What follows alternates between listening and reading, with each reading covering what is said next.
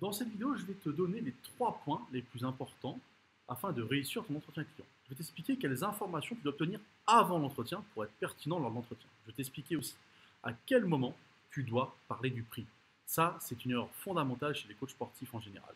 Et troisième point, je vais t'expliquer comment mettre en avant ta valeur perçue qui fera que ton prix justement sera accepté. Bonjour, je m'appelle Anthony Chaff, coach sportif, fondateur de Perform Coach Formation. J'accompagne les coachs sportifs à augmenter leurs revenus, à mieux vendre et à mieux vivre du coaching sportif. Aujourd'hui donc, 3 points les plus importants pour moi qui vont te permettre d'avoir enfin, en entretien client, maîtrisé, réussi et où tu arrives sûr de toi.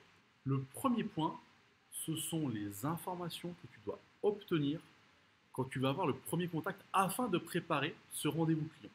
Parce que généralement, on pense que tout se joue sur le rendez-vous, mais tout se prépare pour ce rendez-vous-là. D'accord?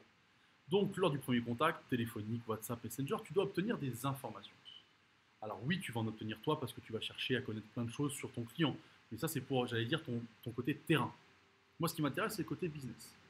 Il faut que tu aies des informations importantes sur le passé de ton client.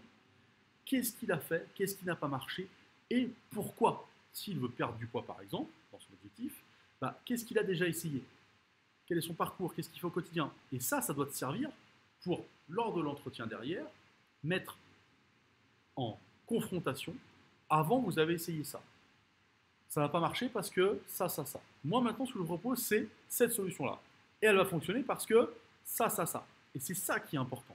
C'est de mettre en comparaison finalement la solution d'avant qui n'était pas la bonne, et pourquoi, et les hypothèses que tu émets toi grâce à ta solution individualisée, personnalisée, à ton accompagnement, et pourquoi ça va marcher cette fois-ci.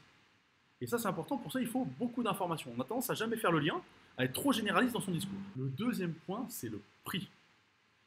Il faut régler le problème du prix dès le premier contact.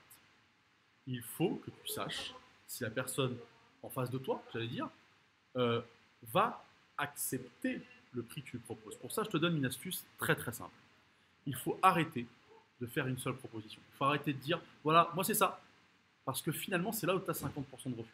Les gens disent, ah voilà. Non, plusieurs choix, plusieurs propositions, plus de solutions, donc plus de passage à l'action.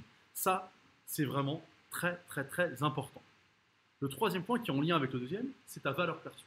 Lors de l'explication, lors de l'entretien client, tant que tu n'as pas individualisé ton discours, tant que tu n'as pas mis en avant ta valeur perçue, pourquoi ce que tu fais est adapté au client en face de toi, pourquoi ce que tu fais marche chez beaucoup de personnes, tes clients, t'expliques du contenu, tu donnes des exemples, bref, tant que tu n'as pas mis la valeur perçue en avant, on ne reparle pas du prix. Le prix n'arrive, ne revient, du coup, puisqu'on a déjà parlé avant, lors du premier rendez-vous, seulement après une explication et une mise en avant de ce que tu fais. Sinon, ça n'a pas d'intérêt. Un prix va avec quelque chose. Un prix n'est pas juste un prix. Ça n'a aucun intérêt. Quand tu vas acheter une bagnole, une voiture, tu dis pas je voudrais une voiture, tenez, ça vaut tant. Non, si tu prends tel modèle, le petit modèle, ça vaut moins cher. Si tu prends le gros modèle, ça vaut plus cher. Bref, tu sais ce que tu achètes. Et là, c'est la même chose pour toi. Mettre en avant ta valeur perçue pour présenter le prix. Et à ce moment-là, avec en plus plusieurs propositions, ça sera accepté et tu valideras beaucoup plus d'entretiens clients comme ça. Si toi aussi tu veux savoir comment mieux vendre tes prestations, comment assumer ton tarif et comment être capable d'avoir une trame de vente qui te correspond, personnalisée, qui te ressemble et qui te permette finalement d'avoir beaucoup plus de passage à l'action et d'avoir 99% de tes entretiens clients réussis, je t'invite à cliquer sur un lien en dessous. On prend un rendez-vous ensemble, on fait un point sur ce que tu fais actuellement, un bilan en fait très simplement pour démarrer. Et une fois que ce bilan est fait, on met en place les solutions qui manquent et qui te manquent pour avoir enfin des clients et augmenter tes revenus quotidiens. Moi, je te souhaite une bonne journée, je te dis à bientôt.